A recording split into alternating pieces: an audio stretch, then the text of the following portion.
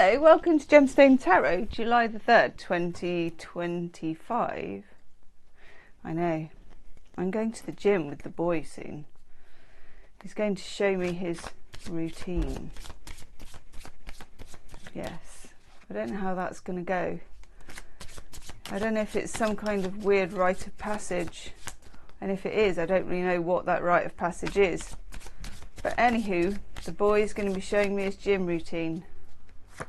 Yes. Let's have a looky see. We're using, what are we using?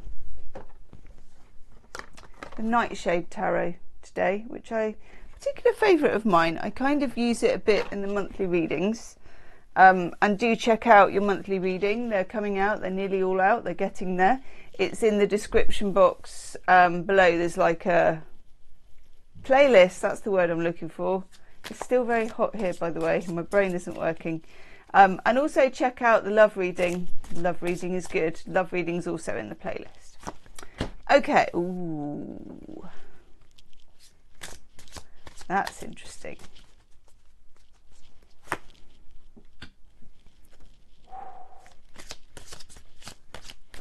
Cripes.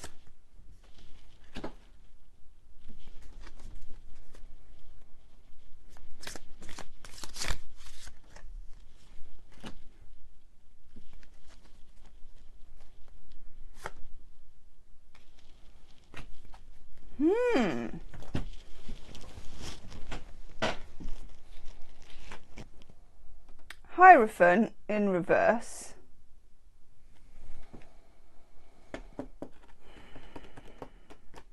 I feel like you need to see the other cards to see why that could mean something. Oh God, hang on. That's all at 6s and 7s.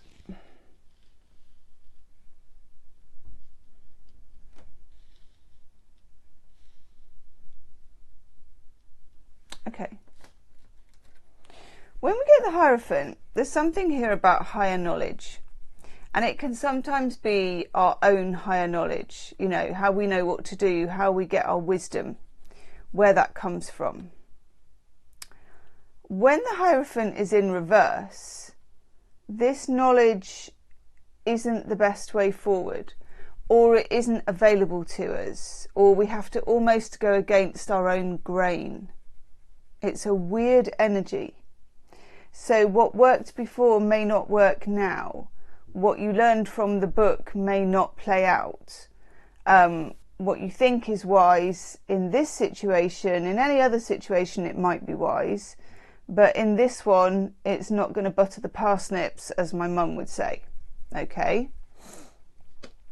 We've got the Emperor in reverse with the Empress in the upright. Divine masculine energy, and this has come up in Libra, it's come up in Aries, and it also has just come up in the Virgo reading I'm about to release. Divine masculine energy and how you respond to it, what you learned from it, what you grew up with, patriarchal values, whatever it is for you, is not the way forward for this situation. You know, your learned responses, the playing by the rules, the rule book, the whole thing. We've got the Empress. We've also got the Nine of Swords here. So there's some worry about this. How do I respond to this? How do I do this? How do I make this happen? And the Empress is the feminine energy power.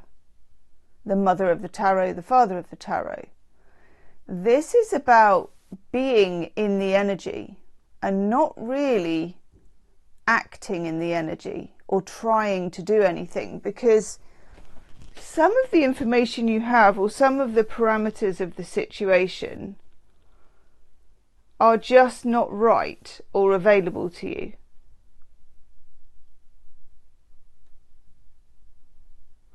And it feels as if your intuition, your feminine wisdom, whatever you want to call it, knows that. but your brain is still doing the overthinking and the worrying and the strategizing and, you know, giving you the, if only I could work this out, I could make this happen. Normally, yes, normally hard work would pay off, normally it would be logical, but this isn't any of those things. Then we have the Seven of Cups. Seven of Cups is disorganized thinking, fantasy thinking, being up in the air about something, feeling kind of, almost if you look at these stack of cups, it's like wobbly thinking. There's a difference between fantasizing and intuition. There's a difference between escapism and intuition. But sometimes it's really hard to get to what that difference is. And then we have the Star, which is very welcome energy at this point, because that is the energy of a different kind of wisdom. It's like chucking it up to Mike at this point, because there's some confusion, there's some worry, you're not making progress logically, you can't think it through. You need to be in your feminine energy, which means there's a stillness and a being and a surrender. And when you surrender, you either chuck it up to Mike, or you chuck it up to higher self, or you put it here where you assure yourself that you have your eye on the right star and that things will fall into place, which is difficult to do and is not a question of piling more on, but of taking more off. Goodness me. Let's have one. I was going to have one of those, but I'm going to have one of these.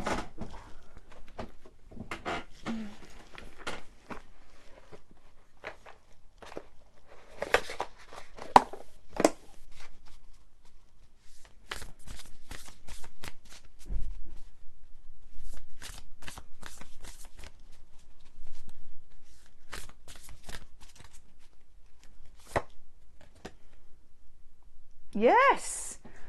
God, it's so accurate. This deck is so accurate.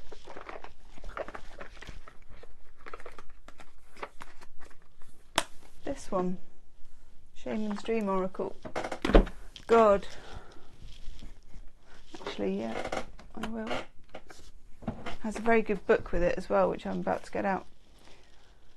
Skywriting. The Fates.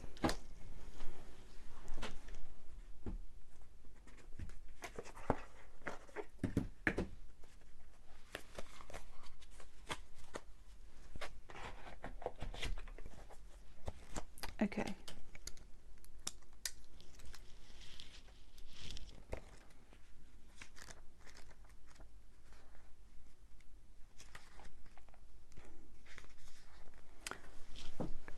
It's written in the sky that you have a destiny. You're being invited to explore aspects of life unique to you and you alone. This really fits in with our reading. This does not mean that your path will be easy, paved with gold or littered with diamonds. Nor does this predict your journey will be treacherous. It's just your path, with parts that can't be changed and must be radically accepted as they are. In this way, whatever you're faced with, every single aspect of your life is perfect in its imperfection. Not good nor bad, in flow nor blocked, this nor that. See your life as a series of opportunities rather than an obstacle course. Once you master the skill of non-judgment, you open to the power of curiosity, unencumbered by the burdens of yesterday's fear, as you look ahead into the potential of the future, which is this star card here. Right now, you're facing a critical moment in time with an opportunity to meet your fate, a choice point where you expand your influence and your capacity for abundance, love, and purposeful action. Now is the moment to leap into it. whether it's a heart connection, a call to creativity, or a new identity in your work, or another area of your life with all your heart and soul. Your success is written in the stars. In order to bring your destiny to fruition, jump into the adventure with both feet and do your part. Now that isn't the same as working hard and doing things. I know we never want to be working hard and doing things, but it's surrendering to the fates and the feeling and the kind of interpretation and the pipeline that you have to them, which is within the Empress and the feminine energy, and not taking your eyes off the star. Goodness, I love that reading. Leave me a comment, let me know your thoughts, and I'll see you tomorrow. Namaste.